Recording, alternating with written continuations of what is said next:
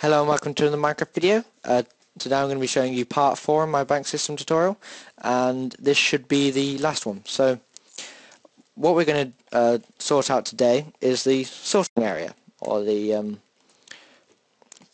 collect zone, where the player can then grab their items.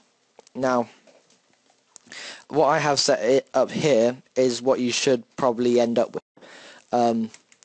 My system was a bit more on the fly. I did that really quickly, but this is more what you should aim for.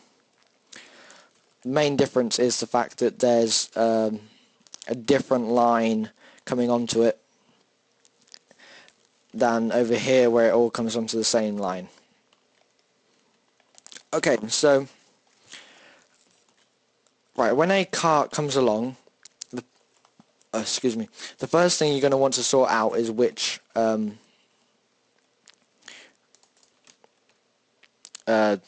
it goes into. Now you don't want more than one cart going into the single lane, so you need to switch around this track here. So to do this, we're going to use this detect rail here,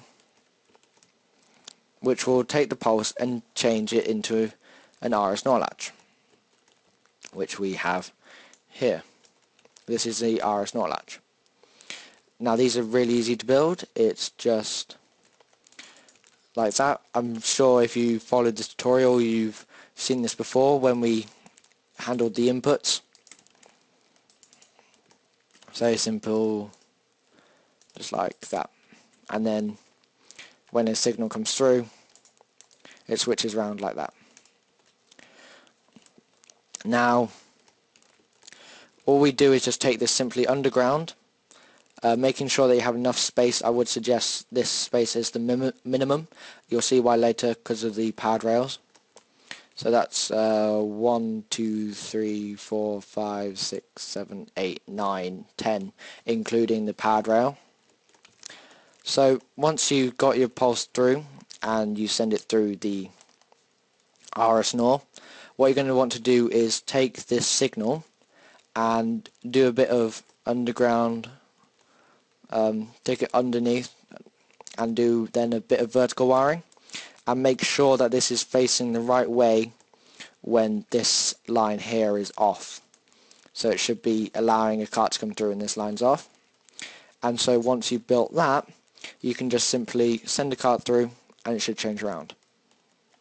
Now I suggest using a program such as MC Edit to just simply copy this from here and just copy it along and along. And that is also quite useful if you want to have more than one, have more than 3 carts. If you're setting up your system to have, say, 5, you can easily just copy this along for 5, and it's much the same.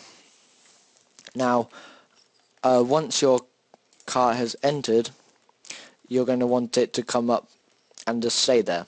For this we're going to use a non-pad rail, which also acts as a brake, so the carts can't go along it. And then this is a half step here, just for looks really, so that if a minecart with a chest comes through, we can just see that there. Or maybe not. Yeah, you can just leave that there, so just to get to the chest. And then to get the powered rails up, all you simply do is just place rail there, and then you can get rid of it and it will stay up. Okay, so then what you want to do to send the carts away again is, sorry, don't forget about that, that was me doing some testing, is you want to power these rails here. So to do that, what we use is torches underneath the rails. Now you want these to be off by default so that the powered rails are off as well. So to do this we put the line on. We put the line on. Now once the minecarts have exited, what we then want to do is reset these all, so that if they are all correct, if they've all been activated, then the carts will come around here, but then if new ones come in, they will just carry on going round again. So what we want to do is reset all the iris neural latches so they come round. Now luckily we can use redstone repeaters to reset all of them. Oops, there you go. Simply by placing the power through the block like so, which then sends power to all these iris neural latches, switching this round again. So if I place power, oops, there, you see that one switched back round. These ones don't change because I haven't actually set up the system for it. Okay, and this reset line is attached at a delay. You might need to mess around a bit with this delay just to make it work for you. And this is just hooked up to this detector rail here. One other side point, you should mess around with how many powered rails you have along here to make sure that they don't bang into each other when they're exiting. Okay, I hope this tutorial has been informative, and I hope you learned a lot from it. If you still have any questions, do not hesitate to ask in the comments. I'm sure I can find a way to help you. Yeah, so thank you very much for watching.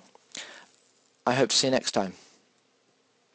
Oh, one side note.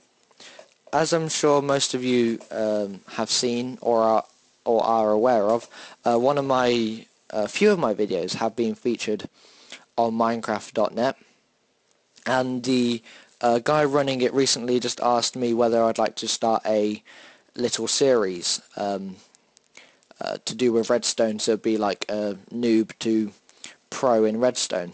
Now, I would be quite interested in making this for you guys, but I was kind of wondering, would you want me to do it on this channel as well? Because I'd much prefer just to keep it on this channel, but as I'm sure you know, it's not that easy as to get people to notice you. So what I was thinking of is doing a splitting it, alternating. Well, not really alternating. I'd put more on my own channel than I would on the Minecraft.net. But I was just wondering, would you guys be interested in that series? If so, tell me in the comments below. Or if not, also tell me in the comments below. Thank you very much for watching. I hope to see you next time. Bye.